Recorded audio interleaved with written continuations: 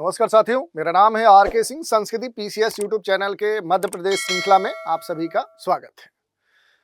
इस श्रृंखला क्रम में आज के एपिसोड में हम जिस टॉपिक की चर्चा करने वाले हैं वो मध्य प्रदेश में अवस्थित जो रामसर स्थल है उनकी हम चर्चा करेंगे और इन स्थलों के साथ भारत में कौन कौन से रामसर स्थल हैं उन पर भी संक्षिप्त रूप से बात करेंगे। इसके साथ देख लेंगे कि आखिर ये जो रामसर स्थल हैं ये आखिर हैं क्या, इनका निर्धारण कैसे हुआ है और इनके संदर्भ में क्या कोई अंतर्राष्ट्रीय संधि भी है। तो ऐसे सभी पहलुओं पर हम संक्षिप्त रूप से लेकिन सारगर जानकारी लेंगे। चलिए देख लेते हैं कि जो रामसर अगर स्थल की बात करेंगे तो ये जो रामसर स्थल का चुनाव होता है ये खास एक कन्वेंशन के तहत किया जाता है। किस कन्वेंशन के तहत?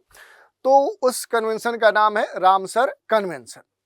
और ये जो कन्वेंशन है ये दुनिया भर में फैले हुए जो आर्द्र भूमि है, जो वेटलैंड्स होते हैं, उनके संरक्षण के लिए किया गया है और उनके सतत उपयोग के लिए क्या है, रामसर जो कन्वेंशन है इसका जो नेचर है ये एक संधि है। और संधि किस तरह की है? ये अंतर्राष्ट्रीय संधि है। ये आपको ध्यान देने वाली बात है कि जो रामसर कन्वेंशन है एक अंतर्राष्ट्रीय स्तर की संधि है जो किसके लिए काम करती है, तो ये दुनिया भर में फैले हुए जो आर्द्र भूमि है, जो वेटलैंड्स है, उनके लिए ये संधि की गई है। ये संधि कब की गई? तो संधि की अगर बात करेंगे तो इस संधि की शुरुआत कब हुई है? तो ये 1971 में की गई थी। कब की गई थी? 1971 में 2 फरवरी को की गई थी। कहाँ पर ये संधि हुई थी? तो जब ईरान में जाएंगे तो ईरान में जो कैस्पियन सागर है उसी के तट पर आपको एक शहर देखने को मिलेगा जिसका नाम है रामसर। तो ईरान के रामसर शहर में ही क्या है कि ये जो संधि है ये अंतर्राष्ट्रीय स्तर पे अस्तित्व में आई थी। और अगर हम संधि के उद्देश्य की बात करें कि आखिर ये जो संधि है इस संधि के बनाए जाने के पीछे, इसके होने के पीछे उद्देश्य क्या है, तो उद्देश्य यही था कि पूरी दुनिया में यानी कि वैश्विक स्तर पे महत्वपूर्ण जो आर्द्र भूमियाँ हैं उनको क्या किया जाए, उनको कंजर्व किया जाए, संरक्षित किया जाए और उनका जो विवेकपूर्ण उपयोग है उसे प्राथमिकता दिया जाए। तो देखिए इसका उद्देश्य 2 रूपों में हम देख सकते हैं। पहला उद्देश्य क्या है कि वैश्विक स्तर पे कह सकते हैं फैले हुए जो वेटलैंड्स हैं उन वेटलैंड्स का क्या करना है, उनकी सुरक्षा करना है, उनकी जो संरक्षा है वो करनी है। और ये पूरे दुनिया की बात हो रही है, पूरे ग्लोबल स्तर की बात हो रही है। और दूसरी बात कि इनका जो उपयोग है वो उपयोग सही तरीके से होना चाहिए। और किस तरीके से होना चाहिए? तो पूरी तरह से विवेकपूर्ण उपयोग होना चाहिए। इसी संधि का उद्देश्य है। अब यहाँ पर बात करें कि जो आर्द्र भूमि है, वेटलैंड्स की चूंकि हम चर्चा करें तो आर्द्र भूमि के बारे में भी आपको पता होना चाहिए कि आखिर आर्द्र भूमि होते क्या है, वेटलैंड्स होते क्या है। तो ये क्या है? ये पारितंत्र है, जो पारिस्थितिकी आप तंत्र देखते हैं तो ये क्या है, ये पारिस्थितिकी तंत्र है। और उस तंत्र की अगर हम बात करें तो पारिस्थितिकी तंत्र ऐसे महत्वपूर्ण है जहां पर जो जैव विविधता होती है उसको ये कहीं ना कहीं प्रमोट करते हैं। ये जल चक्रों को एक तरह से नियंत्रित करते हैं और जलवायु परिवर्तन के जो प्रभाव हैं उनको भी कम करने में मदद करते हैं। और ये जो सम्मेलन इसके लिए रामसर कन्वेंशन हुआ ये अंतर्राष्ट्रीय महत्व के जो भी आर्द्र भूमियाँ हैं उनकी क्या करता है, उनकी पहचान करता है कि आखिर जो आर्द्र भूमियाँ हैं वो दुनिया में कहाँ पर हैं, तो उनकी जो पहचान है, आइडेंटिफिकेशन है। इसके अलावा जो नमनक्लेचर की बात की जाती है, जो नामकरण है, वो भी रामसर कन्वेंशन के तहत किया जाता है। और एक जो प्रबंधन है वो भी देखा जाता है। और सबसे खास बात के वैश्विक स्तर पे उसे एक खास ढांचा भी प्रदान किया जाता है। तो ये सारी बातें हैं कि वैश्विक स्तर पे क्या किया जाता है, उस क्षेत्र को एक खास जो ढांचा है वो प्रदान किया जाता है। तो ये सारे जो बातें हैं वो किस संधि के तहत की जाती है, तो रामसर कन्वेंशन के तहत की जाती है। एक चीज बार बार पूछता है, जो आर्द्र भूमियां हैं इनके महत्व को देखते हुए इन्हें किडनी ऑफ अर्थ बोला जाता है। ये भी आप देख सकते हैं कि इन्हें क्या बोला जाता है, तो इन्हें किडनी ऑफ अर्थ के नाम से भी जाना जाता है। तो ये बेसिक जानकारी हमने ले ली कि आखिर ये है क्या। और इसके संदर्भ में आप देखेंगे तो जो वर्ल्ड वेटलैंड्स डे है ये चूंकि 2 फरवरी 1900 कब हुई थी, ये 71 में क्या हुई थी कि 2 फरवरी 1971 को ये जो रामसर कन्वेंशन है ये कन्वेंशन क्या किया गया था, ये अस्तित्व में आया था, तो उसी के उपलक्ष्य में जो 2 फरवरी है, इस डेट को वर्ल्ड वेटलैंड्स डे के रूप में क्या किया जाता है, सेलिब्रेट किया जाता है, जिसमें खास तौर पे प्रोटेक्टिंग जो वेटलैंड्स हैं आवर कॉमन फ्यूचर, इस स्लोगन के साथ क्या है कि ये जो डे है पूरे दुनिया में सेलिब्रेट किया जाता है। कुछ महत्वपूर्ण जो तथ्य हैं अगर इस कन्वेंशन से जुड़ी बात करेंगे तो 2 फरवरी 1971 को रामसर कन्वेंशन क्या है अस्तित्व में आया, और बाद में देखें तो दिसंबर में 21 दिसंबर 1975 को ये पूरी तरह से क्या हो गया, ये लागू हो गया। इसका जो मुख्यालय है वो स्विट्जरलैंड के ग्लैंड सिटीज में है। अभी तक वर्तमान में अगर इसके सदस्य देशों की बात करें तो लगभग 2024 तक 172 देश इसके मेंबर हो चुके थे।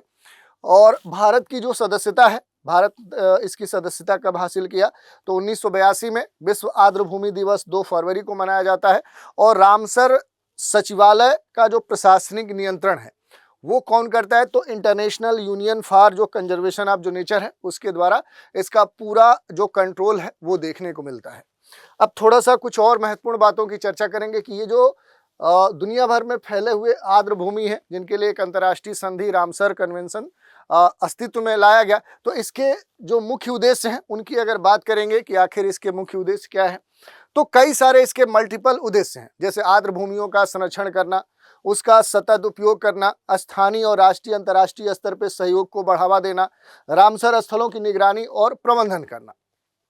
तो दुनिया भर में फैले हुए जो आर्द्र भूमि है उनके संरक्षण और सतत उपयोग को, देखिए खास बात आपको ध्यान देने वाली बात है कि जो भी दुनिया भर में आर्द्र भूमि है उन आर्द्र भूमियों की जो संरक्षण करने की बात है ये प्राथमिक हो जाती है, और दूसरी बात कि उनका सतत स्तर पे क्या करना है, उपयोग करना है। इन दोनों उद्देश्यों को ध्यान में रखते हुए ये संधि साइन की गई थी, जिसमें आप देखेंगे तो पहली जो बात यही देखने को मिली कि संरक्षण उसे करना है और सतत रूप से क्या करना है, उसका उपयोग करना है। तो आर्द्र भूमि की जो सुरक्षा है, उसकी जो पुनर्स्थापना है, उसके पारिस्थितिकी जो महत्व है, जो चरित्र है, और दीर्घकालिक तक उसका जो हेल्थ है उसे बनाए रखने के लिए क्या करना है, पूरी तरह से विवेकपूर्ण, बुद्धिमत्तापूर्ण उसका उपयोग करना है। दूसरी बात ये कहा जा रहा है कि राष्ट्रीय, स्थानीय और अंतर्राष्ट्रीय स्तर पे क्या है, सहयोग को बढ़ावा देना। तो देखिए यहाँ पर खास बात क्या है कि जो ज्ञान है, जो नॉलेज होता है, जो संसाधन है, जो रिसोर्सेज होते हैं, और संसाधन के अलावा जो सर्वोत्तम पद्धतियां होती है, जो सर्वोत्तम प्रथाएं होती हैं, ये तीनों चीजें आपको ध्यान देने वाली बात है कि ज्ञान है, संसाधन है, सर्वोत्तम जो प्रथाएं हैं, इनको एक तरह से एक साथ इंटीग्रेट करते हुए विभिन्न देशों के बीच में क्या करना है, सहयोग स्थापित करना है। तो ये भी क्या है, इस अंतर्राष्ट्रीय रामसर कन्वेंशन का एक महत्वपूर्ण उद्देश्य है। तो ये बातें हमने देख ली। रामसर स्थलों की जो निगरानी और जो प्रबंधन की बात कही जा रही है, इसमें अगर आप देखेंगे तो महत्वपूर्ण तौर पे क्या है कि दुनिया के विभिन्न देशों का एक तरह से एक मंच पे लाकर सहयोगात्मक रूप से इन सभी वेटलैंड्स की सुरक्षा करना, और ये सुरक्षा और जो संरक्षा की जा रही है इससे क्या होगा, खास तौर पे जो जैव विविधता है, जो बायोडाइवर्सिटी है, उसको क्या किया जाता है और संरक्षित किया जाता है।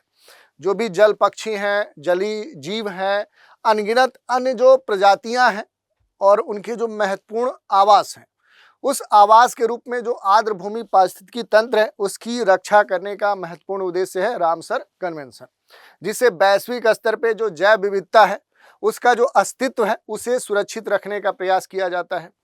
यही नहीं, एक और उद्देश्य इसमें हम देख सकते हैं, वो कौन सा है, तो जो जलवायु विनियमन है, ये खास तौर पे आपको ध्यान देने वाली बात है, मेंस में ये आपको काम करेगा। तो जो जलवायु विनियमन है उसको भी क्या करना है, स्थापित करना है, कि बड़े स्तर पर देखें जो दुनिया भर में जलवायु परिवर्तन के प्रभाव देखने को मिल रहे हैं, जलवायु परिवर्तन के जो महत्वपूर्ण कारण हैं उनकी संख्या, उनका प्रभाव लगातार बढ़ रहा है। तो जलवायु परिवर्तन के प्रति जो लचीलापन है वो बढ़ाने के लिए कार्बन पृथक्करण, बाढ़ जो नियंत्रण है, जल चक्र जो विनियमन है, उसके स्तर पर देखेंगे तो आर्द्र भूमि की जो भूमिका है उसको और मजबूत करना भी इस कन्वेंशन का उद्देश्य है। और सबसे खास बात क्या है, जैसे स्थानीय स्तर पे कहा जा रहा है, राष्ट्रीय स्तर पे कहा जा रहा है, अंतर्राष्ट्रीय स्तर पे कहा जा रहा है, तो अगर आप देखेंगे कि यहाँ पर जो सबसे निचली इकाई कह सकते हैं स्थानीय स्तर पे जो जन जागरूकता की बात कही जा रही है कि लोगों के बीच में क्या होनी चाहिए कि इस तरह के जो भी प्राकृतिक स्थल हैं उनके प्रति देखें तो खास तौर पे जो भी उसकी पारिस्थितिकी, उसकी सांस्कृतिक, उसकी आर्थिक जो विशेषता है, उसके जो महत्व है, उसके बारे में लोगों को शिक्षित करना है, उनको समझाना है कि आखिर इस तरह के जो भी वेटलैंड्स हैं उनकी क्या महत्ता हमारे जीवन में, हमारे लाइफ के लिए क्या हो सकती है, ये बताना भी क्या है इस कन्वेंशन का एक महत्वपूर्ण उद्देश्य है। भारत और रामसर कन्वेंशन की बात करेंगे तो भारत की जो सदस्यता है ये 1982 में भारत इससे जुड़ा है। भारत में कुल जो रामसर स्थल हैं अगर अभी तक देखेंगे तो इनकी जो संख्या है 2025 तक क्या हो चुकी है, तो ये 94 हो चुकी है। अभी हाल ही में देखें तो कई सारे जो रामसर स्थल हैं वो इस साइट में भारत के ऐड हुए हैं। सबसे पहला जो रामसर स्थल है भारत का वो 1981 में चिल्का जो झील है उड़ीसा में अवस्थित और केवलादेव जो राष्ट्रीय उद्यान राजस्थान का है ये पहले ऐड हुए और उसमें सुंदरबन जो डेल्टा है ये सबसे बड़ा क्या है, ये रामसर स्थल है भारत में, पश्चिम बंगाल में ये अवस्थित है। सबसे छोटा जो रामसर स्थल है वो रुद्र सागर झील है, त्रिपुरा में जो झीली क्षेत्र है उसे रामसर साइट का दर्जा दिया गया। भारत में सबसे छोटा एरिया में क्षेत्रफल के दृष्टिकोण से ये अहम साइट माना जाता है। 2022 में सबसे ज्यादा जोड़े गए जो स्थल हैं वो 11 है। तो 2022 में भारत के सबसे अधिक जो इस तरह के वेटलैंड क्षेत्र थे उनको इस अंतर्राष्ट्रीय कन्वेंशन के तहत क्या किया गया, रामसर साइट्स की लिस्ट में शामिल किया गया।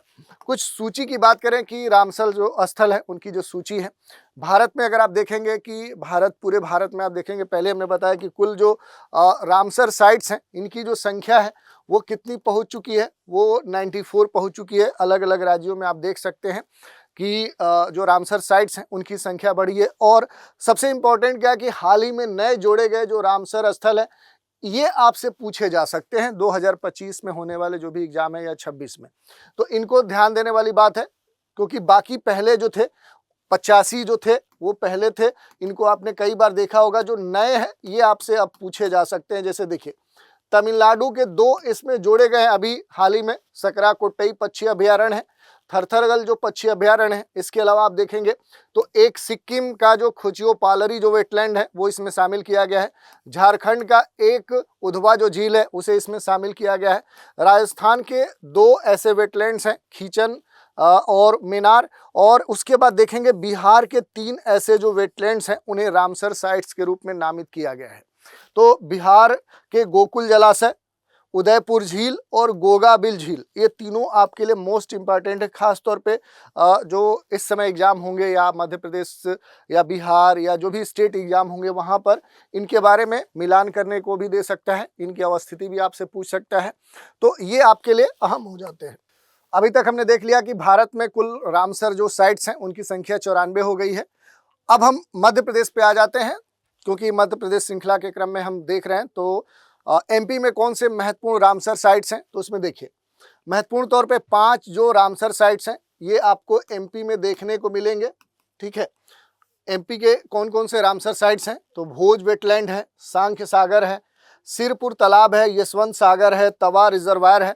और इनके अवस्थिति के क्रम में आप इनके डिस्ट्रिक्ट जरूर याद रखिएगा कि भोज वेटलैंड भोपाल में है, तो सांख्य सागर शिवपुरी में है, सिरपुर जो तालाब है वो इंदौर में है, यशवंत सागर इंदौर में है और तवा जो रिजर्वायर है ये होशंगाबाद नर्मदापुरम जिसका नाम है उसमें है। इनके नामित होने का जो वर्ष है वो भी आपके लिए अहम है। तो आप देखेंगे कि इसमें से एमपी के जो 1, 2, 3, 4 ये चारों जो साइट्स हैं ये सब 2022 में ही ऐड हुए हैं। तो याद करना आसान हो गया कि सिर्फ तवा जो रिजर्वायर है उसको छोड़ के, क्योंकि ये 2024 में रामसर साइट्स के रूप में नामित हुआ है, बाकी जितने हैं वो 2022 में ही ऐड हुए हैं। तो इस तरह से आप आसानी से याद कर सकते हैं। एमपी का मैप लीजिए और उसमें अलग अलग जिलों में इनके जो लोकेशन है वो आप ऐड कर सकते हैं। मैप पे भी अगर चाहें तो इस तरह से आप दिखा सकते हैं कि आखिर कहाँ पर मध्य प्रदेश में अलग अलग देख सकते हैं कि यहाँ पर जो भी नेशनल पार्क हैं, टाइगर रिजर्व हैं, वाइल्ड लाइफ जो सेंचुरी है या जो रामसर साइट्स हैं उनकी जो अवस्थिति है वो आप देख सकते हैं कि कहाँ पर कौन सा है। जैसे भोज की जो अवस्थिति है वो दिखाई गई कि ये एक रामसर साइट्स है, सिरपुर है, यशवंत सागर है। तो इनके जो लोकेशन है उनको क्या करना है कि आपको मार्क कर लेना है। टोटल जो 5 हैं उनके लोकेशन क्या करना है कि आपको यहाँ पर मार्क करना है। तो ऐसे क्या करिए, एमपी का मैप लीजिए और उसमें इन सभी लोकेशन को क्या कर लेना है, आपको मार्क कर लेना है। तो इससे क्या हो जाए कि आपका जो एक रिवीजन प्रोसेस है वो कई बार होते रहेगा और इससे चीज़ें आप भूलेंगे नहीं।